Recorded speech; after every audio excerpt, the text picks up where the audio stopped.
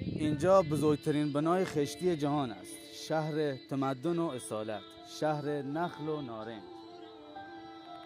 اینجا با اصالت ترین شهر در خاورمیانه است. اینجا ارگ بم است. ارگ بم بیش از 2500 سال قدمت دارد و هیچ کس هنوز تاریخ دقیق ساخت این سازه واشکوه را نمی‌داند. بم شهری است که در عرض چند ثانیه تبدیل به خاک شد و باز از نو متولد شد.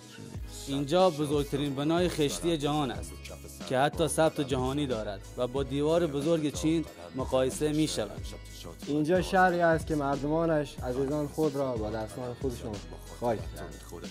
اینجا بم است. بزرگترین قطب اقتصادی را در رشته ماشینسازی و تجارت خرما و پرتقال را دارد. اینجا بم است، جایی که مردمانش برای هدفشون می جنگند و چیزی به نام تسلیم شدن و ناامیدی معنی ندارد.